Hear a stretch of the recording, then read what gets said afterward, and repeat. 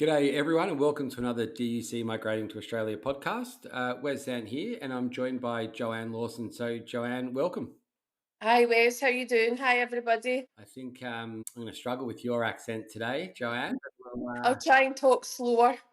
we'll give it a crack. We'll give it a crack. So it's actually really, when I saw this podcast come up, it actually means a lot because, yourself and Mark, we got your visa done at the deadline and you got an Yep. amazing visa, the ENS 186 visa, Uh-huh. which was fantastic. But yourself, you guys have been here for what, 2 years, is it now? No, we've only been in Perth 6 months.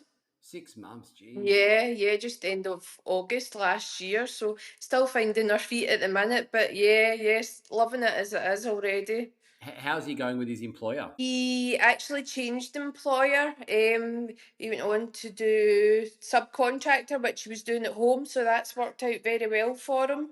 Yeah. And he's been able to, like, you say it's worked out well for him, the transition to get into subby work in WA compared to Scotland. No. Yeah, it was quite straightforward, just a matter of setting up his ABN and then finding a company, a carpentry company that would take somebody on that was subcontracted. At the minute, he's doing window contracts and they're crying out for carpenters over here that do things like that. So, yeah, he did have a few options. Yeah, it's so good. So good to hear. So let's go back a little bit. So when did you guys, like, you guys were applying for your skilled independent visa at the start?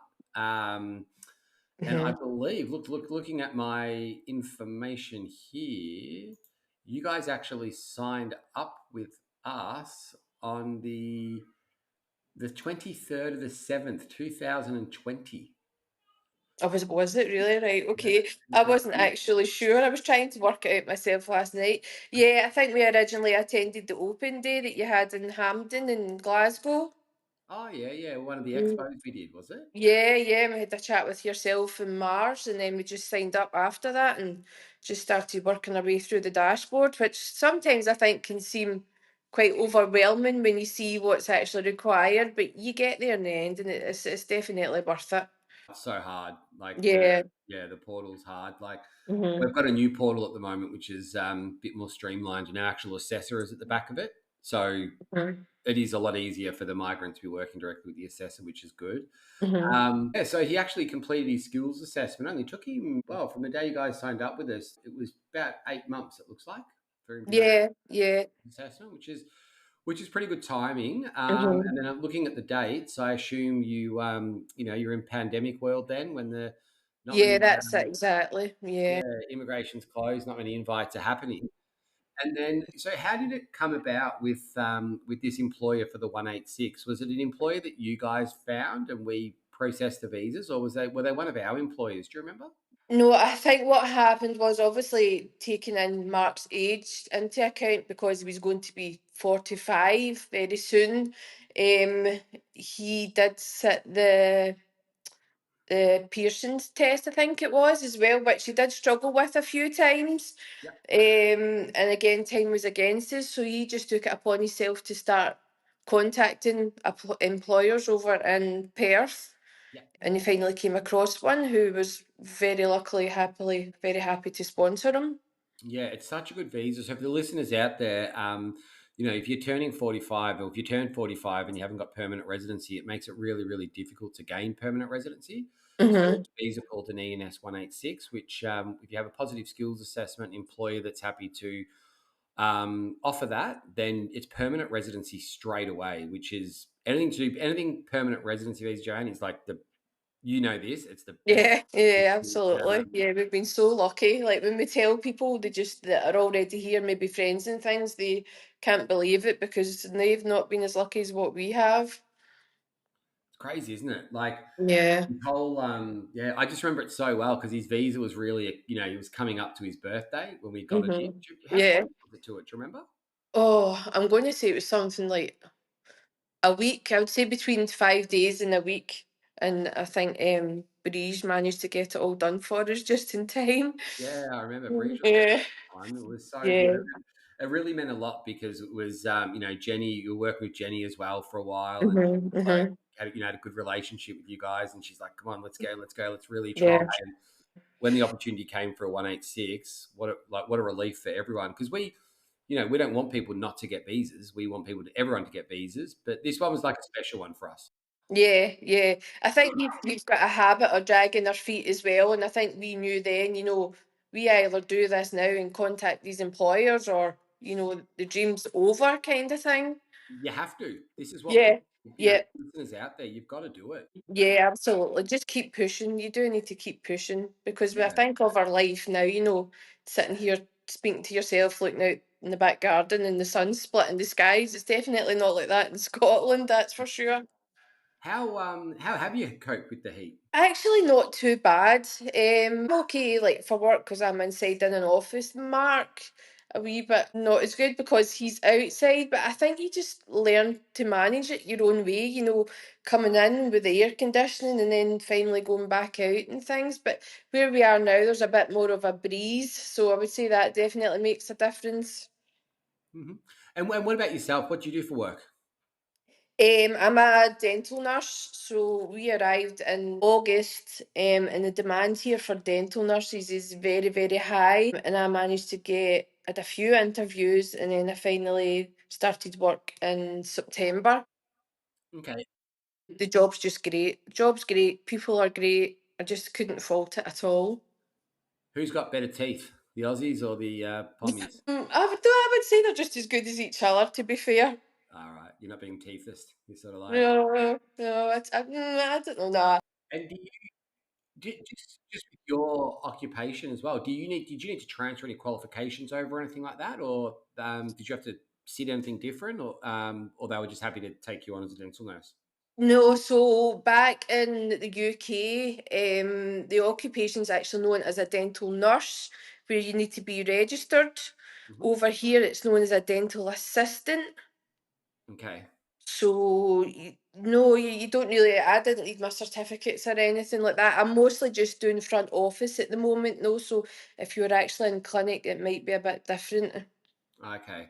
So they don't do like a practical assessment exam. No, no, nothing like that at all. Yeah, no. If you've got your certificates there, you would just need to provide them with them, and it just works out the same, to be honest. So Mark arrives in WA. He's got his job. Mhm. And then did you spend a bit of time getting settled, or was it your goal to get work, as quick as you did?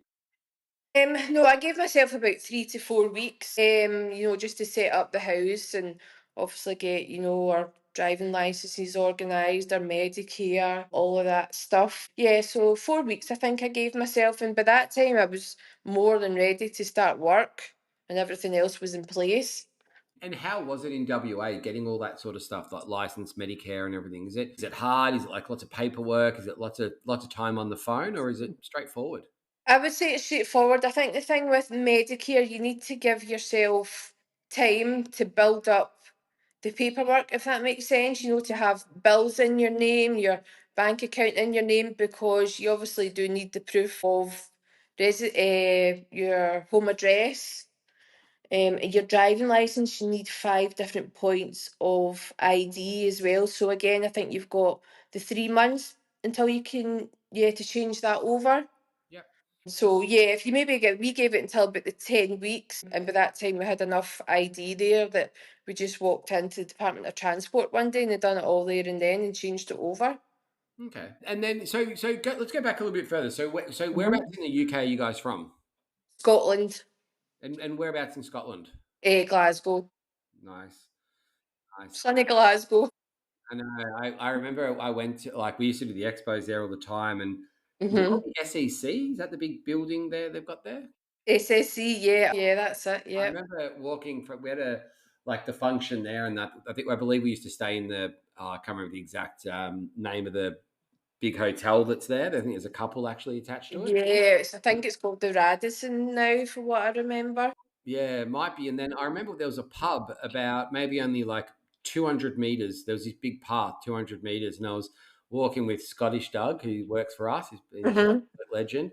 And he's like, "Are you okay?" I'm like, "No, I'm not. I actually can't. My body's shutting down. It was so cold. Yeah. That walk of 200 meters felt like Mhm. I was in Antarctica for 3 weeks. Like, but then as soon as we got into the pub, it was just, I wouldn't say it was buzzing. It was, like afternoonish on a Saturday, but it was so nice just to get out of that cold. I was so grateful for it. Yeah, yeah. I think being away from it, you forget what it's like. Obviously, we came in August, but we had to go home in November just for about 5 days. And when we were there, I was just so unbelievably cold. The wind just cuts right through you. Just, you don't miss it at all. And how do people react to your accent? Do you know, some people get it, some people understand it because, as they say, that you're talking English. Yeah. Others just don't have a clue. I can be in my work and I'm maybe making an appointment for a patient, and it's just as if they're staring right through you because they have no clue what you've just said to them. But you just have to make a point of talking very slow, I think. But as I say, others just pick it up right away. Yeah. Yeah, it's such a strong accent. Do you like how was life, in, Glasgow for you? Was it just always the same? Like, you obviously you grew up in those areas and all that, but there was a Mhm. need for you guys to move to Australia. But did you enjoy life in Glasgow? Do you have like, do you wish you had moved to Australia earlier? Because I actually love Scotland. I think it's pretty good. Yeah.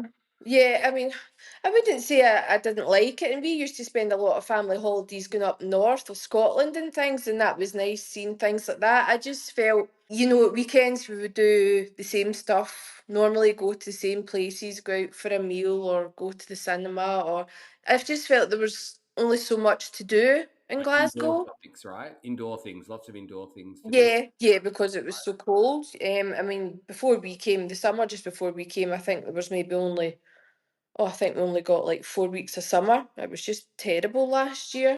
Yeah. Have you guys been to Oz before?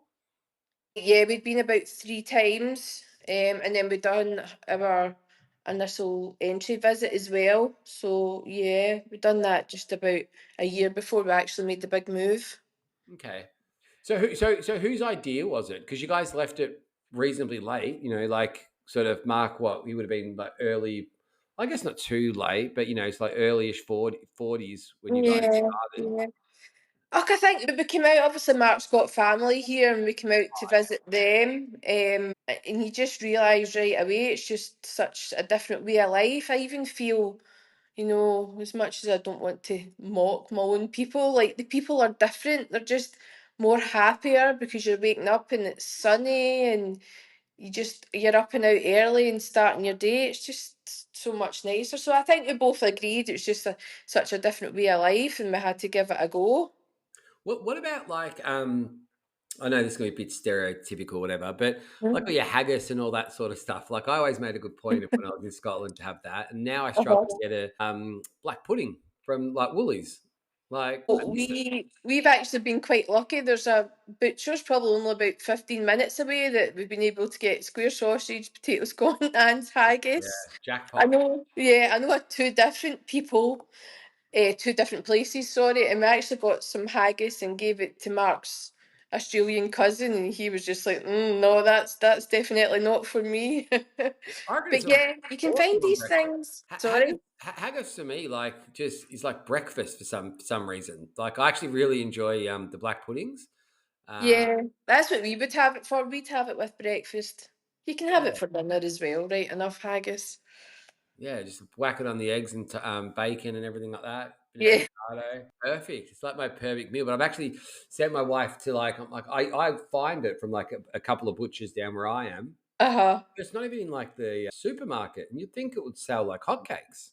Yeah, I know some supermarkets where we are do square sausage, but I don't think you've got any chance of getting haggis in the supermarket. Is there any like cultural things that you miss, because Scotland's full of culture and everything like that. Old buildings.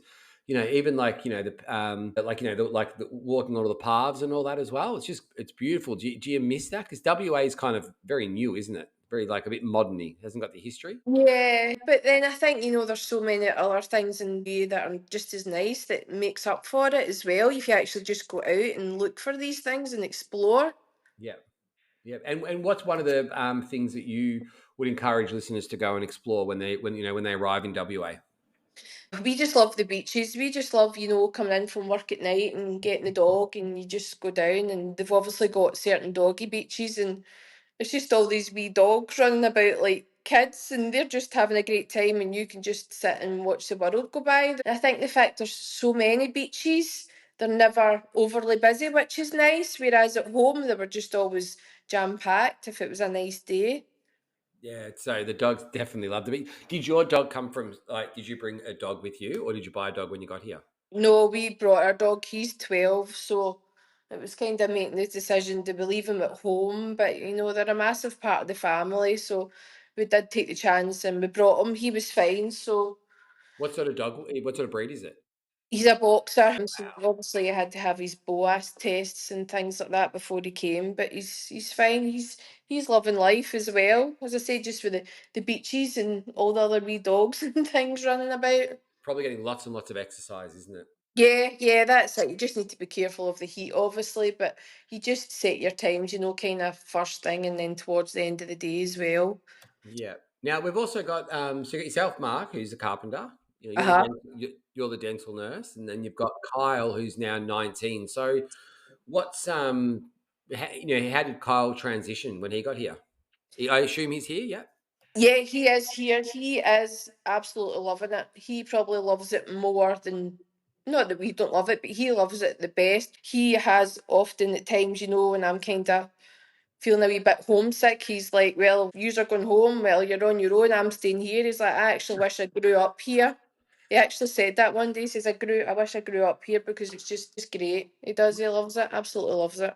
And what does he do? Is he like at school? Is he learning? Is he working? What does he do? No, he's out working with Mark at the minute. He's doing quite well with that as well. He did look into doing a aircon apprenticeship. I think the salary that he's getting at the minute compared to what the apprenticeship was going to be, he was kind of like, well, I don't know. I says, but think of the bigger picture. But he's decided to stick with that for the time being and just to see how he gets on. I think what people can do these days, it's very common in Australia now, is to actually work for an employer for a period of time and then, Mhm, go via the recognition of prior learning pathway. mhm, So you sort of, if you get a good employer, not necessary, you're sort of more on the tools, less in school. I guess it, varies on the occupation, how much study you need and the mhm. formulas, etc., to make things work, how much the education side is involved. But I find lots of people when they come over as early teens or sort of late teens, I guess, early adulthood, is they do end up finding a job they just work in. Then 3 or 4 years later, will then transfer their qualifications, give them the Australian qualification. So Yeah, yeah, uh-huh, uh-huh. it does work. What about his mates? Like when you're sort of saying to him, like, what, 4 years ago, he's 15 and you're saying you're going to move to Oz. Was he, yep, great guys, count me in, or did he sort of kick up a little bit? Because I think lots of listeners will have teenage kids. No, I think he was quite good to be fair. He was just quite laid back about it. And he just got on with it and went along with it just like we did, because we always thought if it doesn't work out, he doesn't like it, we'll give it so many months and then just consider going back. But as I say, it's went the total opposite way and he likes it more than any of us do. So yeah, and he's got his car that he's always wanted because insurance here for young drivers is a lot better than what it is back in the UK. So yeah, he's got his dream car and things like that. So he's What's he absolutely, got? What does he drive around in? oh god, he get a Volkswagen Golf R, Okay. which I know at home you just wouldn't, they wouldn't even consider you for insurance for that at all. They wouldn't Yeah. stand a chance. So yeah, he's absolutely living his best life at the moment. And how close to the beach are you guys? Like, WA is a big place. Are you walking distance? Do you drive there? How do you get there? We could probably, because the where we are, it's still quite a lot of building work going on just now. Some of the paths are still to open up, but I think once they do, it'll probably only be about a 10 to 15 minute walk. Oh, that's good, isn't it? And you've got the beach house, which we were at the weekend, and it's just just sitting there and thinking, this is our life. We can just walk down here after work and have a drink and then walk back up the road at night. It's What's the beach house? What's that? Is that like an extra property you guys have, or is it a place where you go? No, it's called the Eden Beach House near where we stay. So it's just like a beach bar and kitchen. Nice.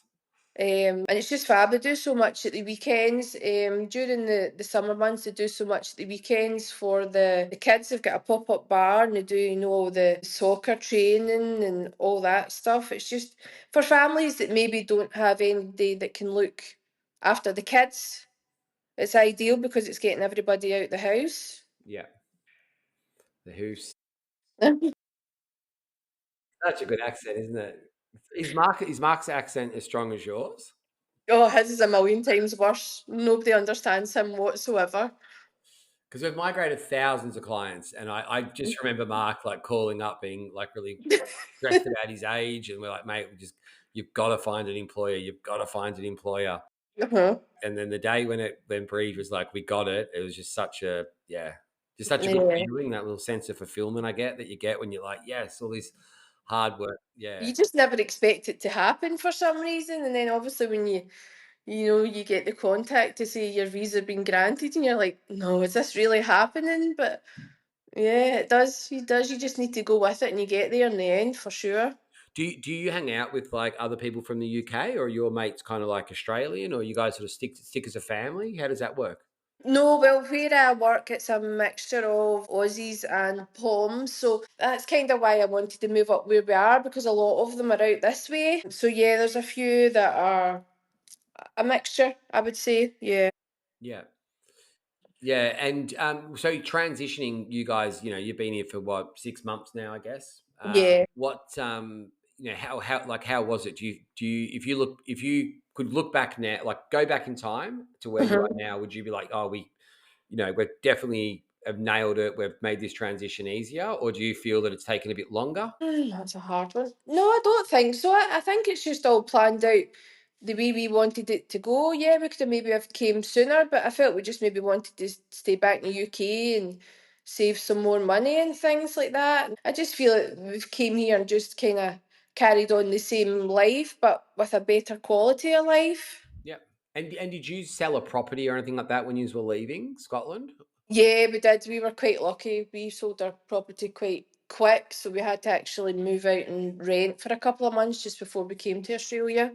Yeah, and then so are you renting at the moment, or are you going straight into buying? What was the decision on that? Yeah, we're just renting just now. I think just until we decide for sure where we actually want to live.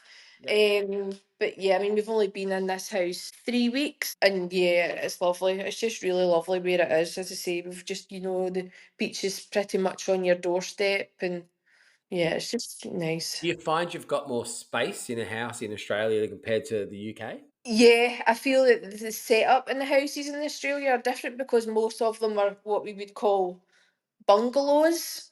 Okay. So sometimes I feel you'll come out of a room and think, like, that's the end of it, but then there's actually more rooms up the back of the house. It's just spaced out very differently. Yeah, because I always think about this, like, my time I spent in the UK living in a little house where like Hmm. our neighbours are attached to the wall. Just find that so weird. Yeah. Like being an Aussie, it's like wow, but now back gardens, front gardens, pools, and everything like that. Like big wide streets to get your cars down. We kick the footy like Aussie rules footy. We kick the footy Hmm. on our street, and when a car comes, we jump off the road. And this is like with a 7 or 8 year old kid, and it's Hmm. not really dangerous at all. I mean, not that we live in a busy road, but it's just yeah, just the space. Yeah, I do. Yeah, when you say that, I do understand what you mean compared to back in the UK. Yeah, I do notice a difference that way. I feel even driving over here, I just feel so much more confident because the roads are so much wider, and I think it's a very important thing here that you stick to the speed limit or you're getting a fine and penalty points. Whereas at home, I think people will just take chances. Yeah, it's do you and what about so obviously we spoke about like missing things from the UK. There's not a whole is there many things you're missing? Apart obviously well, you got the haggis in the end where you got I wouldn't say so. No, I would. I think obviously just been here only 6 months. No, I don't think so.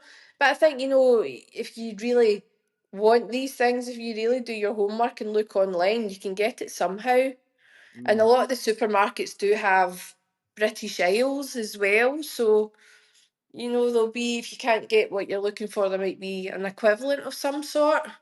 And just going back to Kyle, like how's he engaging with his mates from back home? Is he speaking to them like often, or is he sort of just checked out a little bit, or he's still in good communication with them? He's still in good, yeah, good communication. And usually, if he's been out, he'll come in and go online for about an hour and Yeah, it's as if he's just still round the corner. And I think with him being a bit older, some of them are planning to come out and visit maybe next year.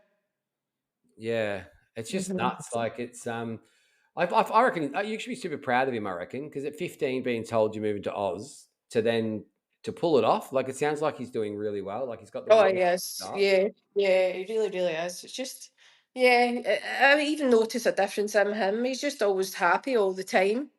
You know, even if he's had a hard day at work, he'll still come home and he's still happy because as much as he's been at work, he's still been out in the fresh air and the sunshine and things like that.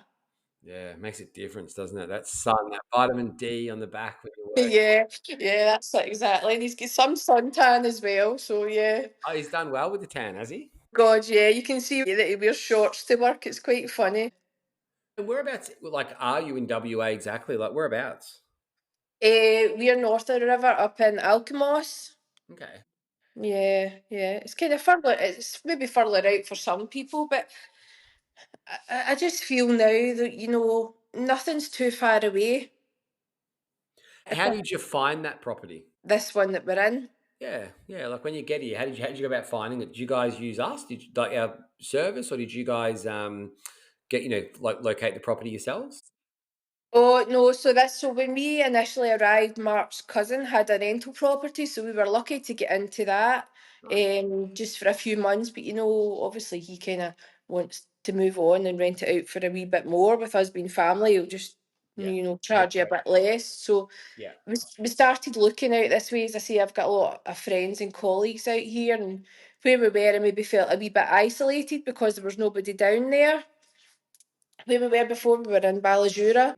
So we started looking out this way, and it was quite overwhelming. Sometimes you'd arrive at rental properties and there was maybe 10 to 15 cars waiting outside, to go and view this one property.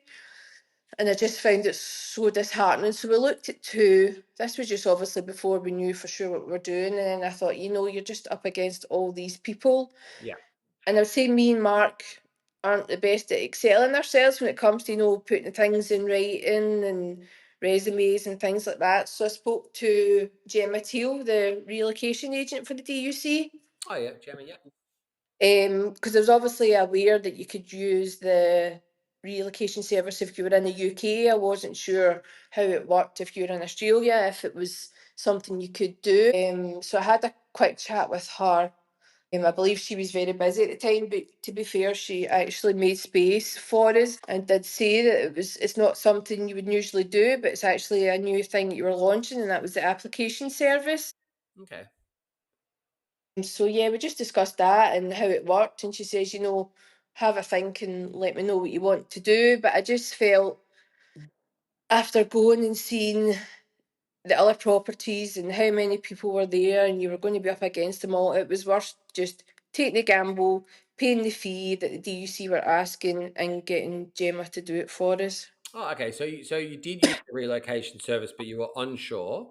Yeah. And then by you using that, it freed you guys time. And how does it like? So Gemma goes and represents you guys, or was she there with you, or how did No, she help? so because we are here already, she did say that. She said, if you guys are happy to do your own viewings, which we were, because there's no reason why we wouldn't if we're already here. She says, if you guys are happy to do that, I can do the application side of it and just help you out. So that's exactly what we've done. Oh yeah, that's good. And did you get? And was it like? Did you have to do many applications, or you were pretty good when you got started with Gemma? Well, when I spoke to Gemma, she had said, where do you want to be? And I said, kind of Alcamos, kind of Quindrock, areas like that. And she says, well, I do work closely with a rental management company who have properties out in Alcamos. She said, if you leave it with me, I can maybe find out and see what they've got. God, so helpful, isn't it? Oh, it makes a huge difference, absolute massive difference. So she done that, and maybe about even an hour later, she came back and said, this is the properties they've got. If you want to apply, fill out the tenant match form, and then we can get going with the What application. And that's what we've done. being so competitive and everything like that? Did they tell you what stood out for you guys? Like obviously you've got the place because you're living there, but was it were there certain factors that they were really looking for?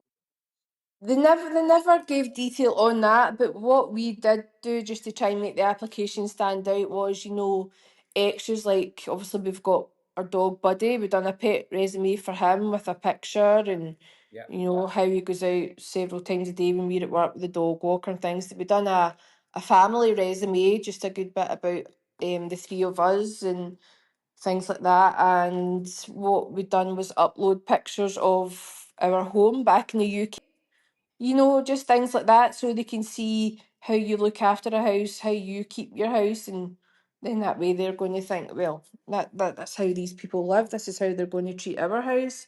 God, I wonder, like, I remember being, do you remember that? Probably you don't. Anyway, remember that show, Everyone Loves Raymond? Yeah. Remember Uh how huh. they lived like in the same street?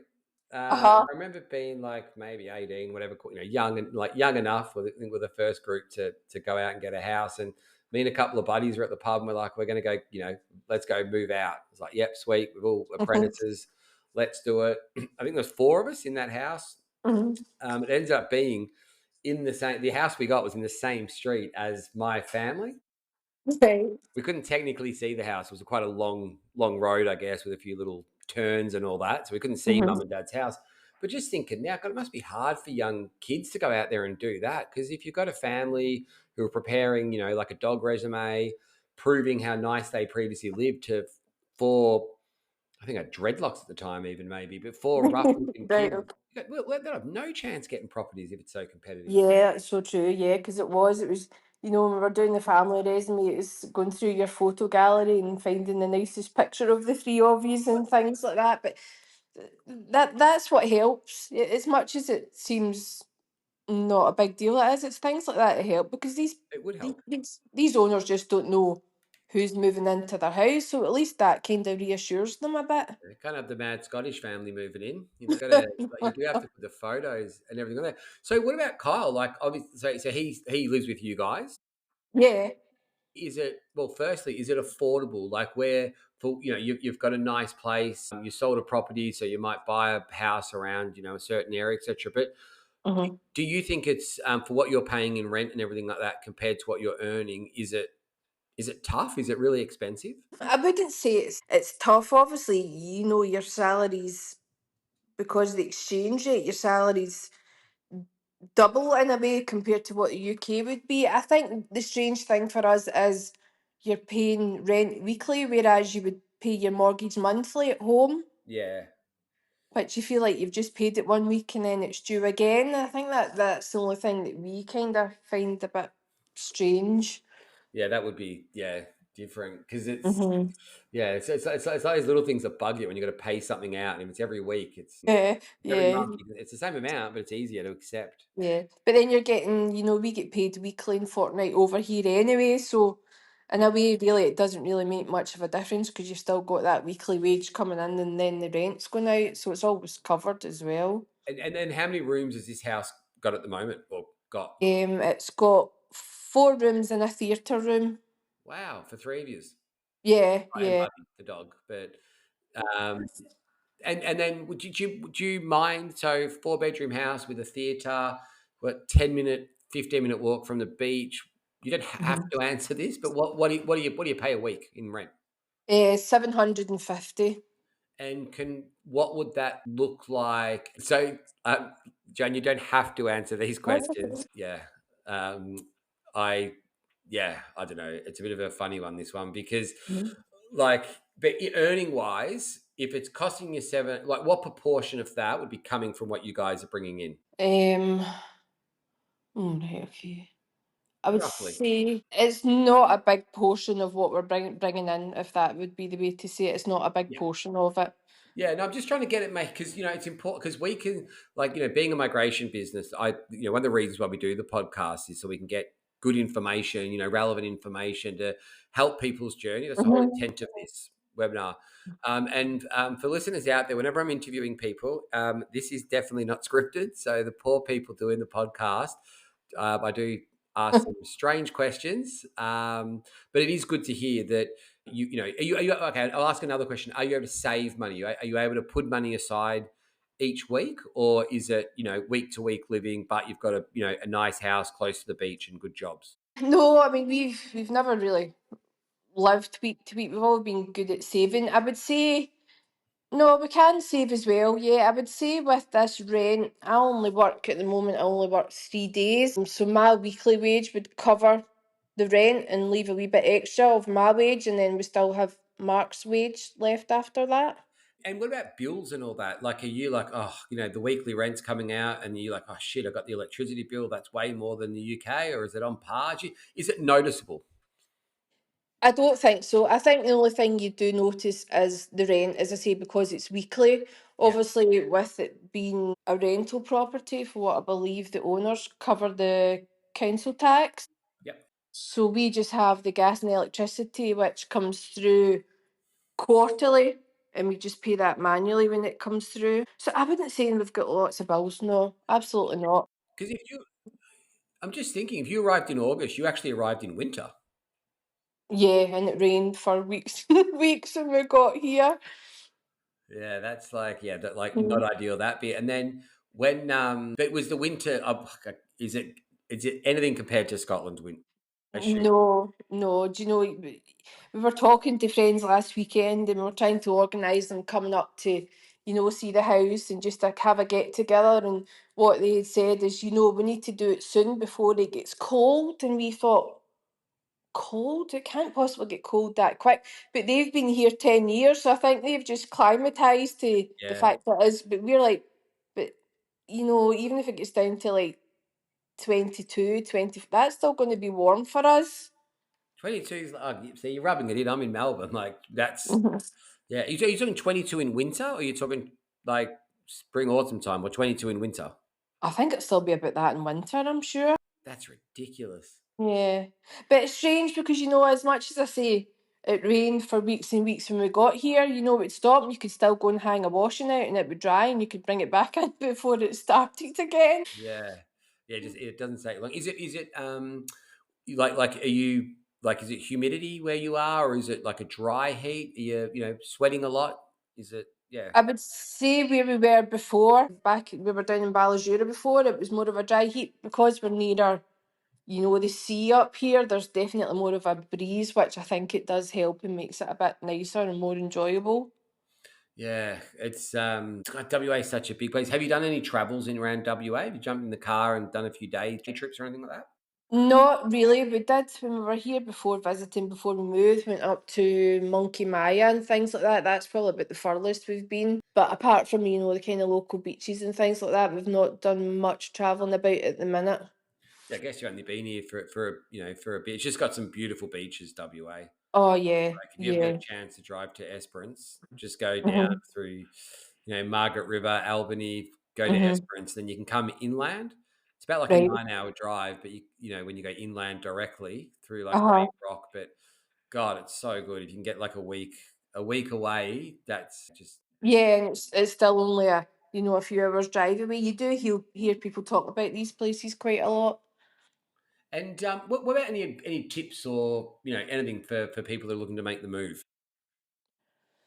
When I think back, as I said earlier, when you join up and you see the portal and you just look at it and you think, we've got absolutely no chance of getting through this, before Yeah. your visa's even granted, and then you have to organise your selling your house and moving your move cube and like the dog, organising things like that, which is just umpteen vet visits and then the quarantine.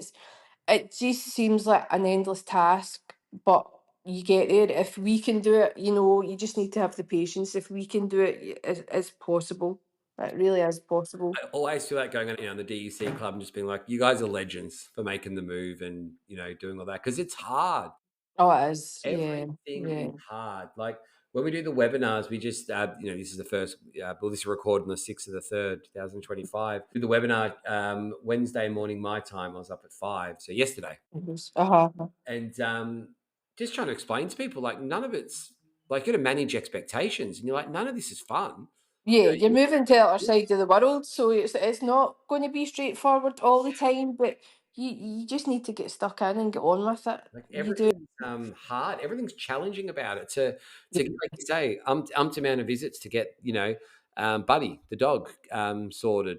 Then you've got to Mhm. say goodbye to people, sell a Yeah. house. You're doing so much, and it's so easy for people to say, you know what, my life is busy enough here. I'm just gonna, Yeah. crack Yeah. on. And I Yeah. find that a lot with clients. Like when it's winter, it's like we've got to get out of here. We can't do Mhm. another one. As soon as Mhm. summer kicks in the UK, it's actually really quiet for us. Well, we still got lots of inquiries, but it's less busy, I guess. Mhm. Yeah. I can get that. Just because the weather's warm and everyone's in a good mood, everyone's Mhm. happy. As soon as winter hits, it's crazy, but it's manage your expectations, listeners. Like It is. when we Yeah. do these, like you're hearing right now from someone who's, I mean, you've gone about it pretty well. Like you've got a really good attitude with it. But was there Mhm. times when you were just like, oh, this is breaking me? Like, did you speak to Mark, or did Mark come down with you and be like, nah, this is breaking us. It's too hard. We've got to give up. I don't think we ever gave up, but I do feel that we can be. I mean, I will admit we can be quite lackadaisy. Just forget about things for a while, and then you do realise you're back in the UK, and you do get fed up, and you think, right, are we doing this or not? And I think we just thought, well, we started, so we need to finish it, and Yeah. I'm just so glad we did. So glad. The life we have is just so different. Yeah, we miss family, but that's about the only thing we miss back in the UK. Ah, so good, so good. Yeah. Well, look, just want to thank you so much for making your time, Joanne, to do this. Please say good day to Mark for us, because Yeah, will do. I remember in the Down Under Centre office many times he was stressed. And awesome shout out to Jenny and Breege and our Yeah, team. That yeah, everybody. was Yeah. a We special couldn't we visa this couldn't have one. done it. We couldn't have done it without you guys. And it takes a lot of patience from you guys as well when you have people like us on the phone all the time. So yeah, thanks to They everybody at DUC. Look, I think we love it. Like it's hard. It's hard work because of the some people just don't have an opportunity to migrate to Australia. They may not have an Mhm. occupation on the skilled list, and Yeah. unfortunately, there's companies that will sign people up. Yep, we can do this, this, this, this, and this, and then 3 years later, that migrant's still in the same spot where Mhm. we're pretty good. We'll only sign people up who are eligible and got a pathway. And if pathways change, well, there is other pathways people can go on, but it's those pathways may not be for everyone. Like Mhm. you guys arrived on a with a permanent residency visa. Do you think it would be different if you were on a temporary visa? I think it just depends how you take to it when you get here. No, I don't think so. I don't think it makes any difference what kind of visa you're on. I wouldn't say so.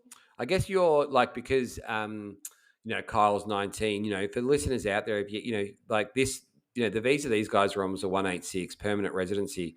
Anything that's a temporary visa, if you've got young children, you don't get like childcare subsidies, like little things like that. So really look into it. And the 186 is probably my favorite visa at the moment, Mhm. because you're getting a Everything. permanent residency, a Mhm. job when you arrive. But, like for the listeners, you've got to find that employer who's happy to take you on, because the risk is totally on the employer. There's no risk to the migrant on that one. You lose your job or change jobs, you get to remain in Australia. So Mhm. it's Mhm. fantastic. But just want to thank you again for making the time, and please say good day to Mark and Kyle, and maybe we'll catch up in a little bit and see how you guys are getting on. Yeah, that would be nice. Okay. Nice to speak to you, Wes. No worries. Everyone, hope your journey to Oz all pans out, and thank you for listening. Cheers, guys.